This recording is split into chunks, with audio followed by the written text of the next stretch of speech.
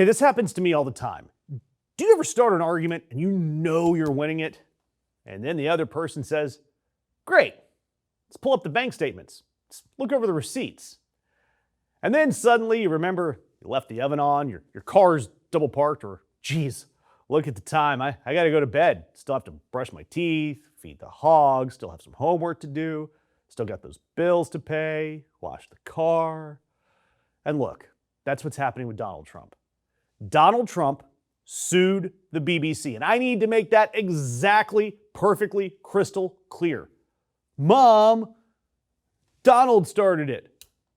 This whole thing, this whole story I'm going to talk about, was from Donald Trump's $10 billion lawsuit against the BBC. His idea, his filing, he is the plaintiff. And this week, the plaintiff had to chew through his own leash. He went 127 hours here, cutting off his own arm, essentially, trying to get out of this his own case, and his own friendly judge handed him a knife. And look, the background here, Donald Trump sued in December over that Panorama documentary and their editing of what happened in January 6th.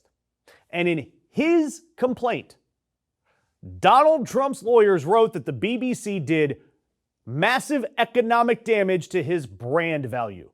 That word brand is important. He's talking about his brand, his properties, his businesses. And then he put a price tag on the boo-boo here, $10 billion. Why? Because, the Trump name and Trump brand has such a sterling reputation. But there is a reason why I love the court of law far more than I love the court of public opinion. Because if you claim brand damage, not brain damage, brand damage in a court of law, guess what the court gets to look at? The brand, the books. And a magistrate judge ruled the obvious. If this man is saying that his business has lost billions, he has to prove it. His business's books are fair game. Donald Trump has to prove the $10 billion in damages. And the books they want to open up cover at least, this number is important, 400 business entities. 400. Nobody builds their business empire with 400 entities because everything is simple, everything is great, and everything should be transparent. You do this for the exact same reason that you build one of those houses that end up in a Scooby-Doo chase scene. You know, that hallway with like 48 doors? Enough random doors that if anyone was running after you, they would lose track and end up with Shaggy chasing them. And with all of that, what was about to come out with all these documents? Donald Trump's tax returns. And not just his, all of his business empire, financial statements, how he and his family is actually making billions off of the meme coin and the crypto grifts and all of those shady business deals. Even Don Jr.'s handling of the family trust. You know, the stuff that zero disclosure forms have ever shown a single American. It's kind of like the stuff that Donald Trump is fighting to make sure that IRS auditors will never get to see. And all of those documents were due to be produced to the BBC and their lawyers on Thursday. So the day before the deadline,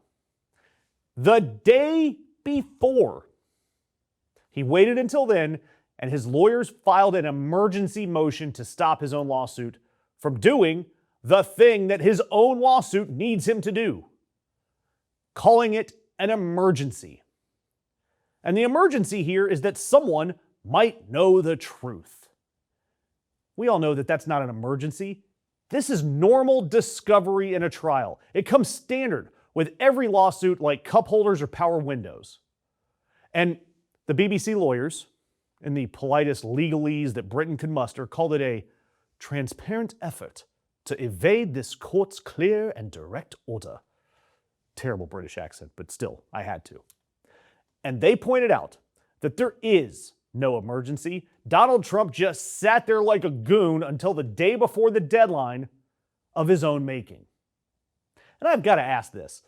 When the guy who sues everyone finally gets caught by his own lawsuit, and then his own appointee, which I'm going to talk about in a second, rides in to bail him out, what is actually left of the idea that the courts are a check on the executive branch?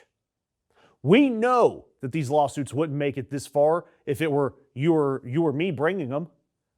And if our lawsuits did progress, we certainly know that it wouldn't get out of discovery like this. What do you think about all this? Let me know in the comments. Now, of course, we know how this ended, right? Thursday morning, hours before the deadline, the U.S. District Judge Roy Altman granted the stay and sealed everything up.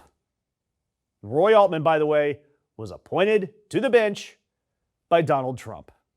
And that judge called Donald Trump's argument, quote, compelling. I'm sure he did. Home field advantage, right? Now, the way that Donald Trump gets to keep his books closed is by amending his own lawsuit to say that this documentary only hurt his personal reputation, not his brand, not his businesses. So to keep his money secret, Donald Trump is now formally telling a federal court that his brand is fine. It's unharmed. Never better, actually. And again, this is the same man who demanded $10 billion for brand damage. And now he is having to swear in the same case that there wasn't any. And of course, he's not settling this lawsuit. He is pleading his own ego down to essentially a misdemeanor. And look, Donald Trump didn't get out-lawyered by the BBC. He got out-lawyered by his own lawsuit and then bailed out by his own judge. And if you want to know what the courts are for now, this is your answer. And that's why I'm going to ask that you help us out. And the way you can help us out is any interaction, hitting the like button, leaving a comment, sharing this story. Every little bit helps. And if you really want to support what we do, the best way is consider becoming a member. And that way we can keep calling out this hypocrisy each and every day.